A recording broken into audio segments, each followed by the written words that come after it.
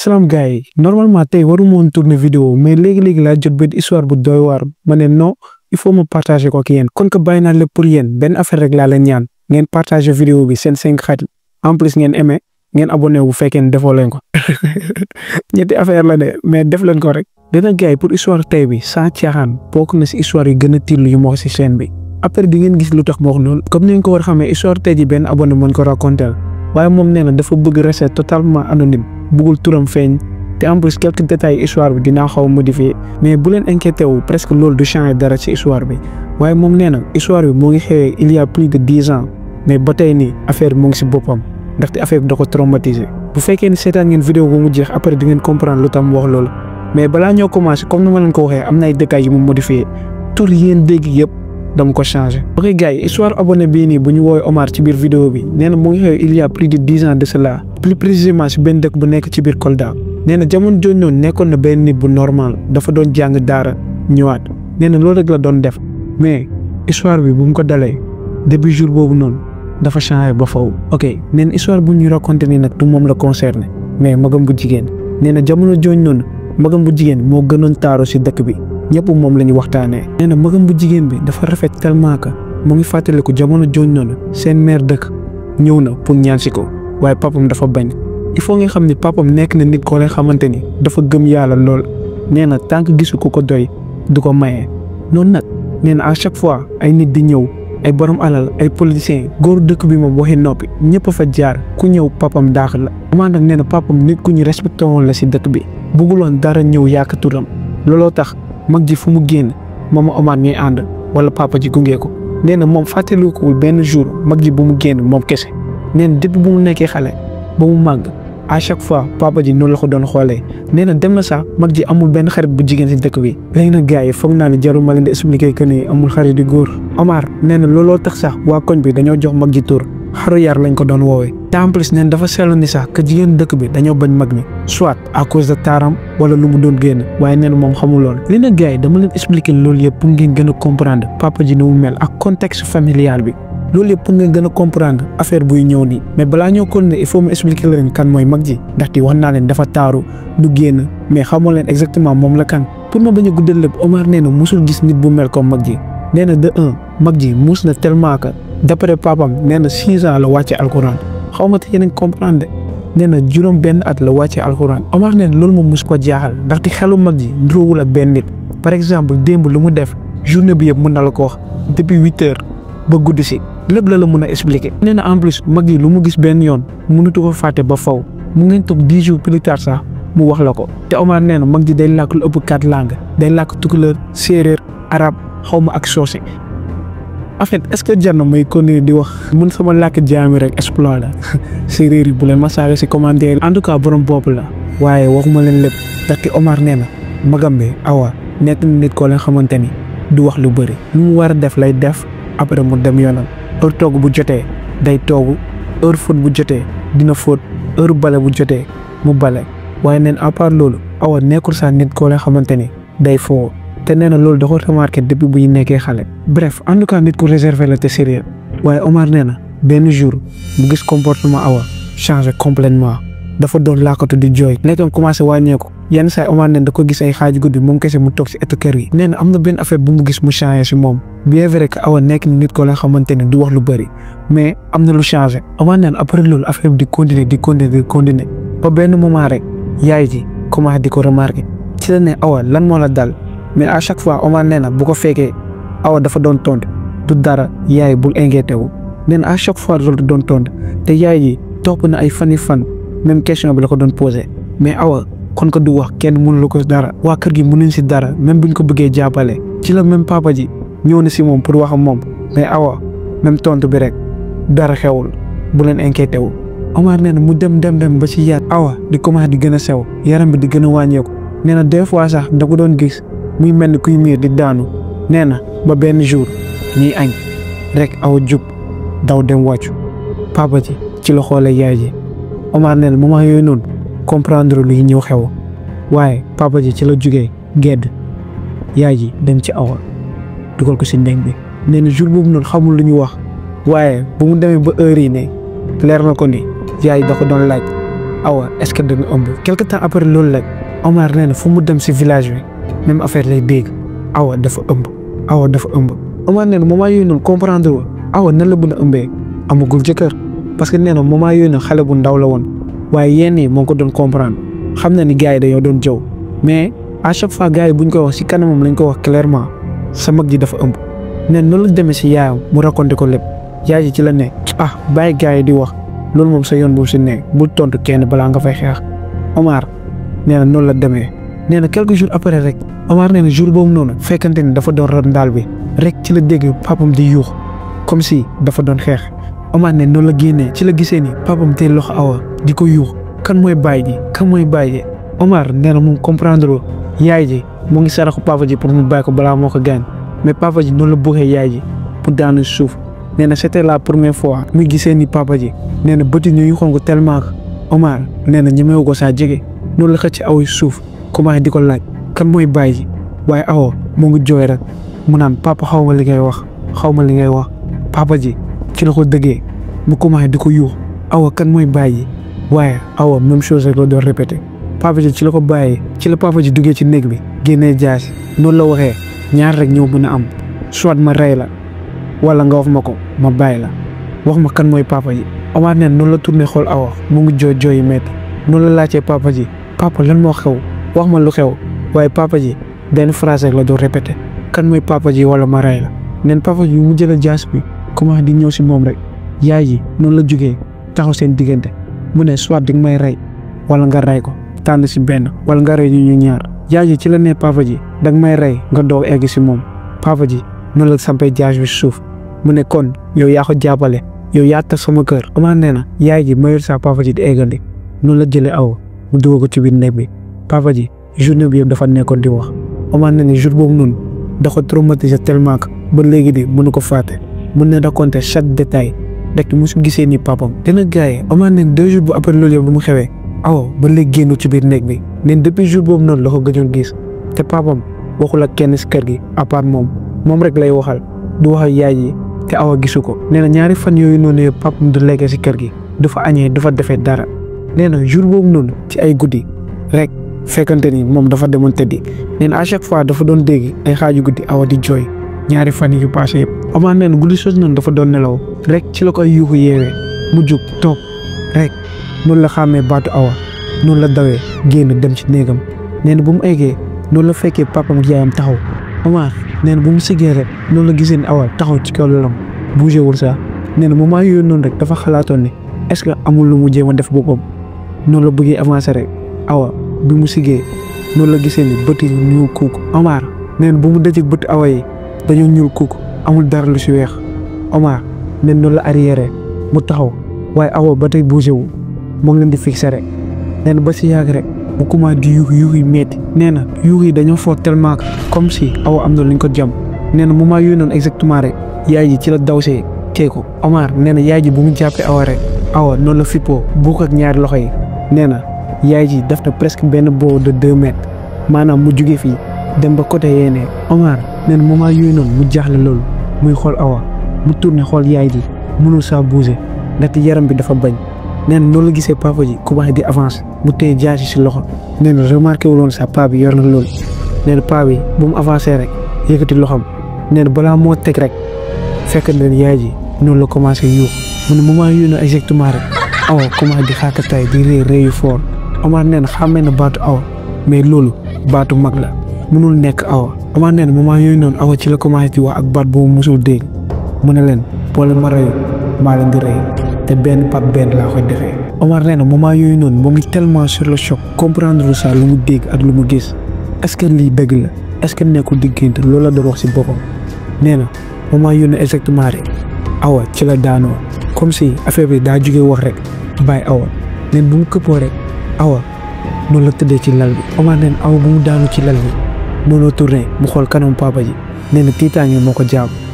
balaa moo tourné waat sax yaay yi daw na ba dem si awa yëkkati ko. nee na jour boobu noonu nag la comprendre ne mbëggal yaay du mu toll si doom te ci néeg bi moom mënuloon bouger papa ji mënul bouger yaay ji rek moo daw ci awa. gars yi yéen a ngi dégg fonk leen seen yaay yi. ok gars yi ñu ñëwaat si Omar. nee na awa bu mu daanoo yaay ji rek moo ñëw si moom. nee na yaay ji bu mu ko laalee rek ci la ñu seetloo ni que biir awa dafa gën a yokk dafa gën a rëy. Omar nee na jour papam bu muy laaj awa est-ce que dafa ëmb nee na leer na ko ni biiram tollul nii parce que papa ji yëkkati woon na yére bi mais bii pa biir bi mu ngi mel ni ku ëmb 6 mois affaire bi jaaxal leen ñoom ñëpp papa ji ci la ne ndekete lii du nit awa maa ngi jégalu. Omar nee na leer na ko ni kàddu papa ji moom kese moo ko dégg ci biir néeg bi nee na papa ji noonu la avancé commencé di laal awa di ko jéem a yee waaye awa mu ngi mel ni ko xam. Omar nee na moment yooyu noonu yaay ji ci la tourné mu ne ko dama andi ndox mu xëpp ko nee na noonu la dawee mu dem takku ndox nee na bu mu ñëwaatee fekk na ne awa yeewu na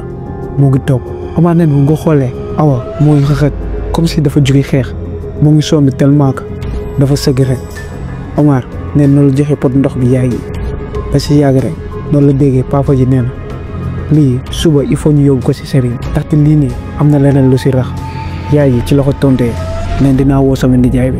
après dinañ wax lépp incha allahu rabbi. ok gars yi Omar nee na lendemain bu mu yeewoo rek ci la gisee ni nijaay yaay ji ñëw na mu toog si ëttu kër gi teg ay ndaal ay affaires yu bëri nee na waxul dara noonu la avancé mun na selom. Omar nee na nijaay ji waa dëkk bi ñëpp ko xam ndaxte jàpp nañ ko sëriñ bu mag la te à chaque fois bu demee buntu këram day gis ne ay oto 4x4 ñoo fay gaare. dégg na ne ay politiciens ak ay kilifa yu mag dañuy ñëw foofu noonu di ko seet. nee na mu ko gisee dafa jaaxal loolu. di ko nu ma leen ko waxee gis ko lu jafe na. Omar nee na la ko bàyyi si ëttu kër gi muy dem di dox soxlam di ñëwaat nee na waaye à chaque fois bu rombee sëriñ bi moo ngi toog rek bougé wul waaye am na benn livre muy lire du alxuraan affaire bi jaaxal ko loolu nee na noonu la rombee ba si yàgg rek mu rombaat waa ji ci la ko woowee mu ne mu ñëw si moom ci la ko nee dama woo ma sa mag bi. Omar nee na mu jaaxle loolu. noonu la duggee ci néeg bi bu mu duggee ci néeg bi rek noonu la fa fekkee yaayam tëdd ci wetu awa noonu la woowee ñoom ñaar jëm ñu génn nee na bu ñu egsee rek papa ji noonu la génnee ñëw te kenn woo ko. Omar nee na loolu bàyyi si xel ñoom ñëpp bu ñu dajaloo moment yooyu noonu exactement rek yaay ji ci la commencé di raconter histoire bi lépp nu mu demee ëmb bi nu mu ko jëlee te dañoo suspecté est-ce que nit la noonu lañ ko laajee sëñ bi ci la leen xoolee nee na leen dañuy xëcc awa waaye awa comme si affaire bi dafa ñëwaat si moom dafa bañ gars yi ci lañ ko xëccee mu ñëw ba si moom sëñ bi tey loxo awa mënatuloon bouger ci la commencé di yuuxu waaye baat boobu noonu Omar nee na leer na ko ne à 100% loolu du baatu awa ci la commencé ne bàyyi mais sëriñ bi bàyyi ko ci la ko ne waxal waaye dara awa muy kon di répéter même phrase bi rek bàyyi ma rek sëriñ bi ci la ne jàpp leen ko man noonu laa ñëwee jàpp loxo yi. Omar neen bu mu téye loxo yi rek sentir na ni doole bu nekk ci awa loolu du yoon loolu mënul nekk dëgg awa mënul am doole bu toll nii waaye neen nuñ ko téye noonu rek sëriñ bi ci la tijjee kaamem bi commencé di tari awa moo ngi yuux yi metti. Omar nee na moment yooyu noonu rek mu xool côté buntu bi ci la gisee ni waa dëkk bi commencé nañ ñëw di xool loolu moo fa xew waaye sëriñ baa ngi continué rek awa moo ngi yuux ba si yàgg rek awa ci la changé baat carrément bii baatu góor la am. Omar nee na noonu la ko bàyyee bu tiit rek ci la commencé di wax sëriñ bi awa ci la commencé di wax sëriñ bi ak baatu góoram bi mu ne ko yow xanaa xamoo man la kan. sëriñ bi ci la ko xoolee mu ne man maa gën a xam yow la kan mais génn si xale bi waaye Omar nee na moment yooyu mu tourné si awa di ko gën a xool waaye kanam bi comme si maîtrisé wul lu muy wax comme si lu muy wax da ko nekk di ko forcer ci la waxee sëriñ bi mu ne xanaa xamoo mu ne man la kan. sëriñ bi répété ko waat ko même chose xam naa yow la kan rek ci la ko ne. mu ne est-ce que xam nga ni mën naa rey. sëriñ bi nee na munoo ko. sëriñ bu mu tontee loolu rek mu commencé di ree rek mu xool sama papa mu ne ko kii ngay gis nii du sa doom kii nii chefu jinne dëkk bi la moom moo nekk sa biir doom. Omar nee na papam ci la laajee sëriñ bi ne ko lan moo tax mu tànn sama doom sëriñ bi répété même question bi awa ak baatu góoram bi ci la commencé ree rek mu ne kii nii. man kese maa ko mënoon takk borom doole rek moo ko mën a takk te man la rek loolu la si tegaate mu xool sëriñ bi mu ne boo ma jéemee tàkkalee ko moom day dee loolu est-ce que xam nga ko sëriñ bi tontuwu ko mu ngi continuer def lu muy def. Omar nee na moment yooyu noonu exactement rek yaayam ci la waxee ak sëriñ bi mu ne ko kii ni lu mu wax dëgg la boo ko génnee sama doom dina faatu sëriñ bi ci la ko xoolee mu ne ñii dañoo mën a fenn bàyyi leen rek ak man. sëriñ bi mu sëggee ñaan presque affaire bi mat ay 15 minutes. waxuñu dara ñun ñëpp ñoo ngi fixé rek di ko xool rek ci la tourné xool sama pap mu ne yow est-ce que xam nga ni lii lu nekk si biir wi affaire bi la kii musul ëmb kii xamul sax lan mooy góor sam pap moment yooyu noonu ci laa gisee ni si kanam bi comme si dafa kontaan. après loolu sëriñ bi nekk fa lu ëpp 1 heure de temps dara changé wul awa mooy xataraayu rek ba si yaay sëriñ bi ci la jógee mu ne kii mënu ma ko fajee si kër gi ndaxte lu nekk ci moom fii la ëppee doole il faut que nga andi ko sama kër. sëriñ bi noonu la jógee mu xool Omar mu ne ko demal wol ma taalibe yi Omar noonu la dawee dem ba kër sëriñ bi woo taalibe yi ñëw. Omar neen bu mu duggaatee seen kër ba tey awa dañ ko téye neen noonu la ànd ak 5 taalibe noonu la ñuy jëlee awa jël matériel sëriñ bi yëpp ñu dem. Omar neen moom kese moo desoon si kër gi amuloon keneen neen moment yooyu noonu xawoon na tiit waaye noonu la ko géré. ok gars yi Omar neen après événement yooyu noonu la toogee moom kese si biir kër gi muy xaar nee na noonu la fa toogee ba takkusaan paase gisul kenn mu commencé di inquiété wu waaye mu toog ba si yàgg rek ci la gisee ni papa mu yaam jéggi buntu kër gi dugg ànd ak awa mais bu mu xoolee awa mu ngi dox normalement comme si dara mosu ko jot. Omar ne noonu la jege see awa mu xool ko mu ne awa naka mu waaye awa tontu ko waaye Omar neen kii jikkoom d'habitude bi la rek loolu tax inquiété wul noonu yëpp. nee na moment yooyu noonu la da ko papam téye mu ne non bàyyi ko mu noppaleeku ndaxte journée bi dafa xaw a métti si moom. Omar nee na awa noonu la demee dugg seen néeg ànd ak papam yaayam neen bu ñu génnee Omar nee na yaayam ci la ko ne bul tiit léegi moom awa wér na dara dalatu ko waaye Omar nee na mu toogaat ba si yàgg rek mu xalaataat nee na biiru awa bi nekkatu fa loolu jaaxal na ko loolu mais bon après lu mu jot a dund si temps yëpp loolu moom mënatu ko jaaxal. Omar neen loolu la demee doxee ay soxlam presque fàtte na lépp. ok gars yi Omar neen après jour boobu noonu xelam commencé na tala ndaxte d'après yaayam mu ko wax awa léegi wér na waaye Omar lu mu xamuloon awa dootul mësa nduroog ki mu nekkoon. Omar comme nu nga ko waxee de base awa nekk na nit koo xamante ni dafa réserve bu wax lu bëri waaye neen après incident boobu noonu awa waxatul bu ñëwee si kër gi tey noppi rek. nee na depuis jour boobu noonu ba mu mat presque 1 semaine gisul awa wax benn mot te bu waxee awa du ko sax faale te normalement awa melul noonu te nee na bu xoolee kanamu awa comme si ba léegi lu nekkoon ci moom mus sa dem. bref gars yi j'espère que ni comprendre ngeen ndaxte Omar nu ñu bëgg expliquer leen mooy comme si awa nekkatul awa xamante ñu ngi comprendre maa ngi gën a jaxase affaire bi nee na daal comme si awa dafa changé. ok gars yi après loolu waa dëkk bi yëpp xam nañ lu xew. ñoom ñëpp yëg nañ ni awa am na lu ko dugal ba biir bi gonflé waaye comme ni nga xamee Sénégalais waa dëkk bi nee nañ gëmuñu benn yoon histoire boobu noonu jàpp nañu awa papa ma yaayam dañoo créé histoire boobu noonu ngir rey doom ji soit dafa avorté wala am na lu mu def mais daal affaire jinne bi gëmuñu ko benn yoon. Omar neen dafa doon dox ci mbedd bi sax muy dégg gars yi di naan ñii dañuy fen dañoo rey doom bi awa daa avorté en tout cas ñoom jàpp nañ ci seen esprit que ni awa dafa ëmb mu avorté après waa famille di ko jéem a protéger en tout cas waa dëkk bi loolu lay jàpp. Omar nee na temps yooyu noonu waa dëkk bi ñoom rek lañuy doon waxtaanee te dem na sax xaritu yaayam yi ñëwatuñ fa waa kër gi gisatuñu kenn du mbokk du dara même seen mbokk yi sax am na ñenn si ñoom dañ leen bàyyi carrément. ok gars yi comme ni ma la ko expliqué depuis début vidéo bi Papa Omar nekk na genre nit boo la xamante ni tere tuuru moo gën drapeau am ci moom. Omar neen looloo tax village nu ñu doon yaakee seen dara papam attanatul looloo tax bu feebar bu nekk te feebar boobu noonu dina ko jàpp ba tey tànk yi. Omar nee na papam amatul jàmm à chaque fois da koy dégg muy yuux ay xaaju guddi muy dégg yaayam di waxtaan ak moom. Omar nee na papa ji comme si xel bi dafa commencé woon dem dafa doon toog di waxtu. Omar nee na après loolu ci la commencé di xalaat nee na est-ce que lu doon topp awa est-ce que du loolu moo def ni papa ji mu ne mu noppi. nee na ba benn jour rek ay xaaju guddi fekkante ni moom papam ñoo toogoon rek papa ji commencé di waxtu. Omar nee na loolu commencé woon nañ ko tàmb noonu la noppee bàyyi papa ji ba si yàgg rek papa ji taxaw fixé ko mu ne moo ngi fi. Omar jaaxle loolu mu ne lan moo fi nekk mu ne moo ngi fi. Omar ci la répété waatee même affaire kan moo fi nekk rek papa ji ne ko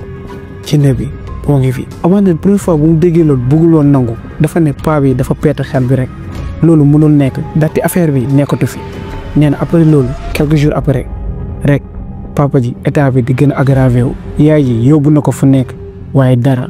ba jour papa ji faatu. Omar nee na après papa ji bu mu gaañoo fekkante ni def nañ dëj bi def nañ lépp presque affaire bi mën na 2 semaines après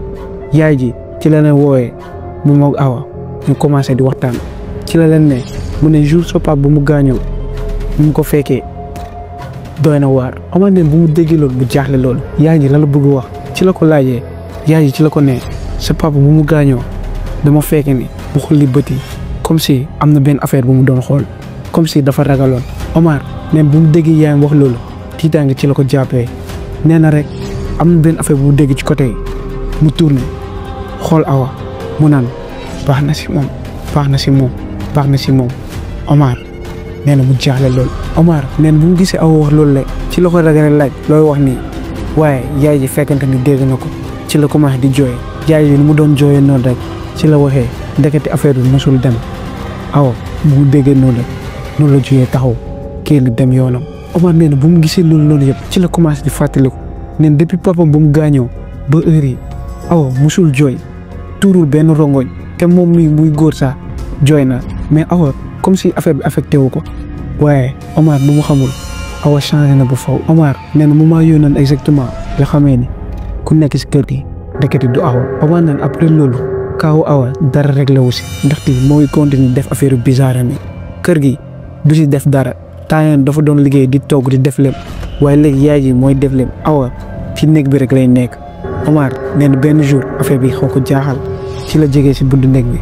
teg noppam commencé di déglu ci la déggee Awa am na ku muy waxtaanal ci biir néeg bi wala est-ce que du moom moo nekk di changer baat. Omar nee na mu ñaaw njortu lool ba si yàgg rek déggatul dara rek ci la déggee benn baat bu ne xam naa ni yaa may déglu mun nga dugg. Omar neen bu mu déggee loolu tàng ci la dambee mënatul def dara mënatul bouger ci tàng ci la ko jàppee si bunt bi rek ci la déggee ni Awa ki reetaan yi foor ay reetaan yoo la xamante ni du baatu Awa. Omar nee na gën na sax dégg baatu Awa pour wax dëgg nee na ci la dawee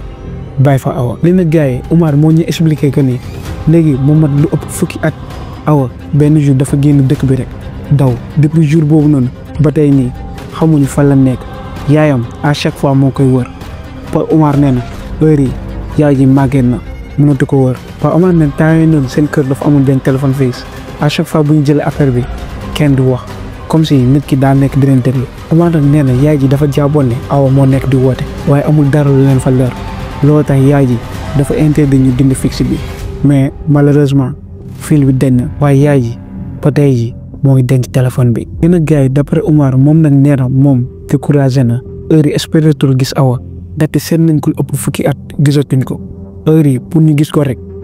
jàpp nañ loolu miracle la war a doon. gars yi ñu ngi si fin vidéo gi pour man franchement histoire bii nii moo gën a triste histoire yi mu wax si chaîne bi pour man à part histoire Fama Niane bi histoire boobu noonu la dama xaw a touché mais histoire bii nii moom foog naa ni bokk na si top